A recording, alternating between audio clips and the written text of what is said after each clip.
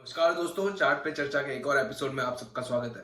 जैसा आपने देखा कि इस हफ्ते भी मार्केट ने नई लाइफ टाइम हाईज बनाए। मार्केट लगातार जो हाईज है उनको बनाते हुए जा रहा है। एक बड़ी तेजी मार्केट में देखने को मिल रही है।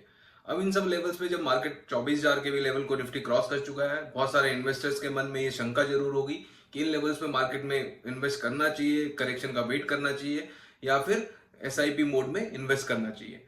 इन सब सवालों का जवाब मिलेगा आज के इस एपिसोड में। साथ में चर्चा करेंगे कि जब हम ऑल टाइम हाइस पे खड़े हैं तो जो ट्रेडर है, जो एक दो हफ्ते का व्यू बनाते हैं, उनको इंडाइसिस पे किस तरीके का प्लान रखना चाहिए।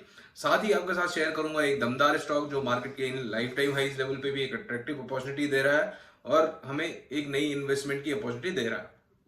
इन सब चीजों पे आज बात होगी। साथ ही आपके साथ एक और इंडेक्स का चार्ट शेयर करूंगा जिसमें एक अच्छा ब्रेकआउट देखने को मिला है और उसमें एक लगातार तेजी देखने को मिल रही है। आज बात करेंगे कुछ सेक्टर्स की भी।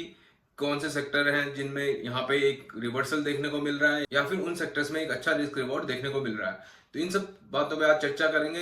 उसके लिए हम सीधे चलते हैं चार्ट पे और जानने की कोशिश करते हैं कि किस तरीके से हमें अपने अगले वीक को प्लान करना चाहिए जो ट्रेडर्स हैं उनके लिए, और वो कौन सा स्टॉक है जो आने वाले समय में 2 से 3 साल में एक मल्टीबैगर भी हो सकता दोस्तों है। आपकी स्क्रीन पर भी चार्ट है निफ्टी का। चार्ट है वीकली चार्ट में अगर आप देखेंगे एक काफी बड़ी बुलिश कैंडल निफ्टी में देखने को मिली है और जिसकी क्लोजिंग भी अपने हाईज के आसपास ही हुई है। तो अब हमें देखना है कि अगले हफ्ते किस तरीके से मार्केट परफॉर्म कर सकता है, किस तरीके का मूव रह सकता है। आपको मैंने पिछले वीक के जो एनालिसिस था, पिछले एपिसोड में बताया था कि ये जो कैंडल है एक इंडिसाइसिव कैंडल है।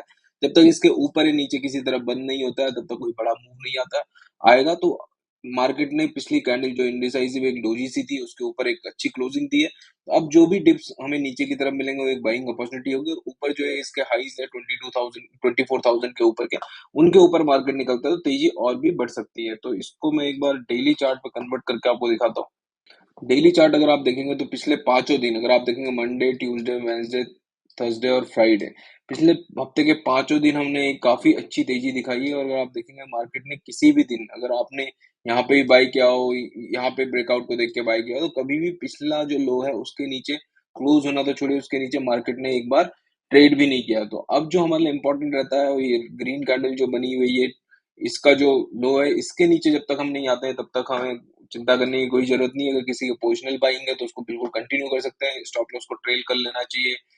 इन लेवल्स पे 23,800 के नीचे अगर अब हम आते हैं, यहाँ से 200 पॉइंट प्रीवियस क्लोजिंग जो हमारी वीकली क्लोजिंग है उसके नीचे, तभी हमें कोई मार्केट में करेक्शन देखने को मिलेगा। अदरवाइज ये कंटिन्यू होता हुआ दिखता है। एक जो वापस से जो मूव स्टार्ट होगा, फ्रेश मूव, जब तक ये जो हाईज है 24,400 200 के, उसके ऊपर जब निकलेंगे तो एक बार ये तेजी और बढ़ेगी, और उस कंडीशन में जो स्टॉप लॉस रहेगा वो रहेगा 24,000 के नीचे क्लोजिंग बेसिस पे। अब चार्ट को देख के जो लगता है अनचार्टेड टेरिटरी में है।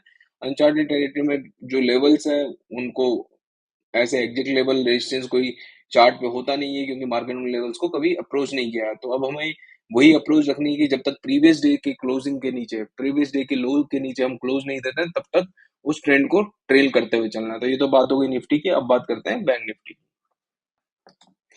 दोस्तों अब आपकी स्क्रीन पे है बैंक निफ्टी का वीकली चार्ट। बैंक निफ्टी के वीकली चार्ट में भी अगर आप देखेंगे, निफ्टी जैसे ही इसमें भी लगातार एक तेजी देखने को मिल रही है, और हम पिछले 3 वीक से लगातार पिछला जो वीक है उसकी क्लोजिंग के ऊपर बंद, उसके हाईज के ऊपर क्लोज देते हुए नजर आ रहे हैं। बस निफ्टी और बैंक निफ्टी के चार्ट में थोड़ा सा डिफरेंस ये है कि बैंक निफ्टी जो अपने हाईस्ट लेवल थे वीक के उसके आसपास ही क्लोज हुआ है, लेकिन बैंक निफ्टी थोड़ा सा नीचे अगर आप देखेंगे जो हाईज से 53,100 के आसपास के थे, तो उन लेवल्स के नीचे हम, उनसे काफी दूर, वहां से 600-700 पॉइंट नीचे हम क्लोज दे रहे हैं। इसको एक बार डेली पे कन्वर्ट करते हैं और फिर देखते हैं कि किस तरीके से हमें अगले हफ्ते में बैंक निफ्टी को अप्रोच करना चाहिए।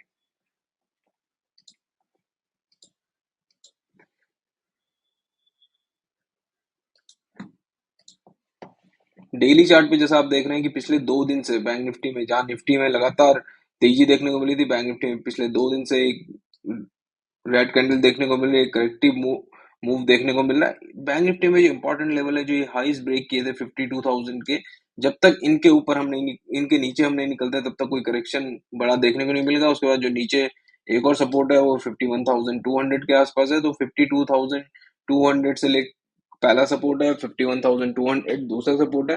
तो अगले हफ्ते अगर हम 52,200 के नीचे, जो यहाँ से 100-150 पॉइंट ही नीचे है, उसके नीचे निकलना स्टार्ट करते हैं, तो एक करेक्टिव मूव स्टार्ट हो सकता है जो हमें 52,000 51,200 तक लेके आ सकता है। ऊपर की तरफ अब हमें जो ये हाईज बन गए इनको थोड़ा ध्यान में रखना होगा। इवन इस हाई से ज्यादा जो इम्पोर्टेंट है जो फ्राइडे का हाई है 50, अगर मैं आपको एग्जैक्टली बताऊं तो फ्राइडे का जो हाई है वो है 53,030 का। ये अब एक स्ट्रॉन्ग रेजिस्टेंस होगा। जब तक इसके ऊपर नहीं निकलता तो ऊपर की तरफ जो भी मूव हमें देखने को मिलेगा, अगर हम मंडे को गैप अप खुल के यहाँ स्टार्ट करते हैं तो इन लेवल्स पे ध्यान रखना। किसी के पास बाइंग पोजीशन है तो इन लेवल्स पे आप आसपास प्रॉफिट बुक कर सकते हैं और हम यहाँ पे वेट कर सकते हैं। बेस्ट मूव ये होगा कि यहाँ पे हम 1-2 दिन वेट करें, फिर यहाँ से निकले तो एक अच्छा मूव वापस देखने को मिलेगा जो हमें 53,600 से लेके 54,000 तक लेके जा सकता है। नीचे की तरफ जो इंपॉर्टेंट सपोर्ट है वो है 52,200, 51,200। इन लेवल्स को ध्यान में रखते हुए अपना अगला वीक प्लान किया जा सकता है। तो दोस्तों निफ्टी और बैंक निफ्टी की बातें हो गई। अब मैं आपके साथ शेयर करूंगा एक और सेक्टर का चार्ट जो मुझे अच्छा लगता है और उस सेक्टर के स्टॉक्स पे आप नजर रख सकते हैं। दोस्तों अब आपकी स्क्रीन पे है निफ्टी आईटी का चार्ट। निफ्टी आईटी का ये वीकली चार्ट है। वीकली चार्ट पर अगर आप ध्यान से देखेंगे तो आपको यहाँ पे एक कप विद हैंडल का एक स्ट्रक्चर आपको फॉर्मेशन एक बनता हुआ दिख रहा है। ये अभी कंप्लीट नहीं हुआ है, ये कंप्लीट होगा जब यहाँ पे हम इसके ऊपर ब्रेकआउट दे देंगे इन लेवल्स के ऊपर जो 38,000 के आसपास के होते हैं। लेकिन मैं आपको अगर ये कहूँ कि इन लेवल्स पे जब मार्केट में एक ऑल टाइम हाई बना हुआ है, बहुत सारे स्टॉक्स में काफी तेजी आ चुकी है, तो इन लेवल्स पे अगर किसी को सेफ बाइंग देखनी है या फिर ऐसे स्टॉक्स देखने हैं जहाँ पे रिस्क रिवॉर्ड फेवरेबल है तो आईटी स्टॉक्स के चार्ट्स को आपको जरूर स्कैन करना चाहिए। आपको बहुत सारे स्टॉक्स उस सेक्टर में दिख जाएंगे जो एक अच्छी इन्वेस्टमेंट अपॉर्चुनिटी दे रहे हैं। तो इन लेवल्स पे भी अब जो आईटी आईटी का जो ये चार्ट है निफ्टी आईटी का, इसके नीचे जो 32,000 यानी यहाँ से 4,000 पॉइंट के नीचे अगर यहाँ पे एक स्टॉप लॉस देखा जा सकता है क्लोजिंग बेसिस पे, और एक बार 38,000 यानी यहाँ से 2,000 पॉइंट ऊपर अगर यहाँ से अगर ये निकलना स्टार्ट होता है तो इसमें 50,000 के लेवल आपको आने वाले कुछ महीनों या कुछ सालों में देखने को मिल सकते हैं। तो इन लेवल्स में जब मार्केट में चारों तरफ एक बड़ी तेजी देखने को मिल रही है और वहां पे ज्यादातर लोग ये परेशान है कि किन स्टॉक्स में इन्वेस्ट करना चाहिए, तो मैं ये रिकमेंड करूंगा कि आईटी स्टॉक्स के चार्ट को आप स्कैन करना स्टार्ट करिए और वहां पे अपॉर्चुनिटी ढूंढना स्टार्ट करिए। आईटी सेक्टर का ये चार्ट मुझे काफी अच्छा लगता है। जैसे कि मैंने आपको वीडियो के स्टार्ट में कहा था कि मैं आज एक सेक्टोरियल चार्ट आपके साथ जरूर डिस्कस करूंगा। अब आपके पास ये होमवर्क है कि आपको आईटी स्टॉक्स के चार्ट्स को स्कैन करना है और वहां पे एक अपॉर्चुनिटीज जो मिलती है उनको फाइंड आउट करना है। साथ ही अगर आपको कोई चार्ट अच्छा लगता हो तो आप हमारे साथ शेयर जरूर करिए, मैं भी उस चार्ट को देखूंगा और उसमें अगर कोई मुझे ऐसी बात लगेगी कि वो एक लॉन्ग टर्म में एक मल्टी बैगर साबित हो सकता है या फिर उसमें अच्छे रिटर्न्स आ सकते हैं तो उसको मैं अगले एपिसोड में कवर करने की कोशिश करूंगा। तो दोस्तों ये बात हो गई सेक्टोरल इंडेक्स की, निफ्टी की, बैंक निफ्टी की। अब हम चलते हैं हमारे अगले सेगमेंट में जिसका आप सभी को इंतजार रहता है, इस हफ्ते का वो स्टॉक ऑफ द वीक जो मुझे अच्छा लगता है और जिसमें आने वाले समय में एक मल्टीबैगर रिटर्न भी देखने को मिल सकता है। दोस्तों अब आपकी स्क्रीन पे है वो दमदार चार्ट जो मुझे सबसे काफी अच्छा लगता है। चार्ट का जो टाइम फ्रेम है वो मंथली है। स्टॉक का नाम है टीवीएस श्री चक्रा। इस चार्ट को भी अगर आप ध्यान से देखेंगे तो आप पाएंगे इसमें एक जो एक मंथली रेजिस्टेंस था 4,000 के आसपास का, उसका ब्रेकआउट हमें इस बड़ी कैंडल से देखने को मिला है जो शायद यहाँ से 5-6 महीने पहले पिछले साल नवंबर के आसपास हुआ था, नवंबर 2023 में हुआ था।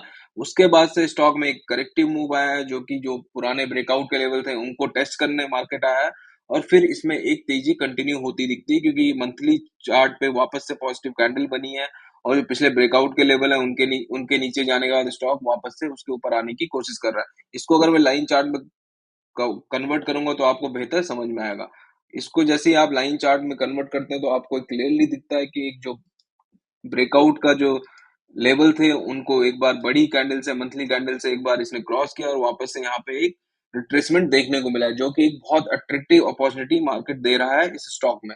तो इन लेवल्स पे ये स्टॉक मुझे काफी अट्रैक्टिव लगता है, एक एंट्री का मौका भी दे रहा है। इसमें जो स्टॉप लॉस है काफी छोटे देखने को मिलते हैं। यहाँ से नीचे 3550 के नीचे का एक क्लोजिंग बेसिस पे स्टॉप लॉस रहना चाहिए। इसमें जो पहले टारगेट ऊपर की तरफ देखने को मिलेंगे वो रहेंगे 5,100 के आसपास के, और 5,100 अगर ये स्टॉक निकालता है तो स्टॉक वहां से 10,000 तक के भी लेवल आने वाले 1 से 2 साल में दिखा सकता है। यानी कि ये स्टॉक इन लेवल्स पे जहाँ पे 4,200 के आसपास है तो यहाँ से 2.5 टाइम्स या ऑलमोस्ट 250% के रिटर्न इस स्टॉक में आने वाले कुछ सालों में देखने को मिल सकते हैं।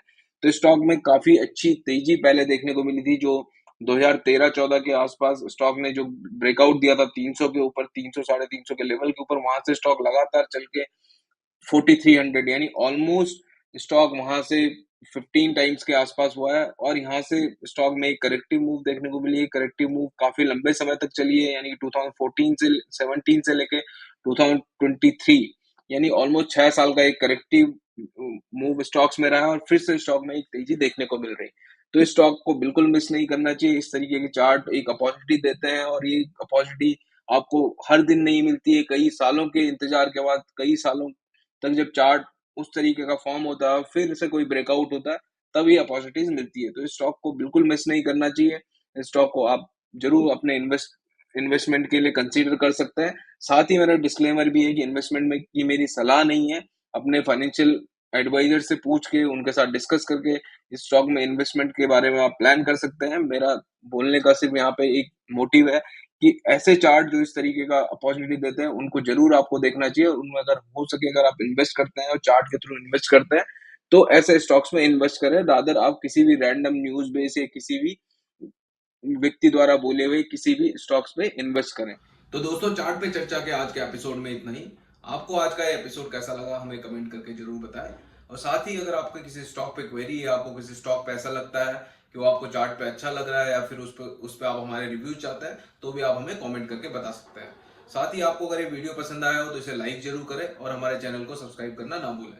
तो दोस्तों, हम मिलते हैं चार्ट पे चर्चा के एक और एपिसोड में। तब तक के लिए धन्यवाद। जय हिंद।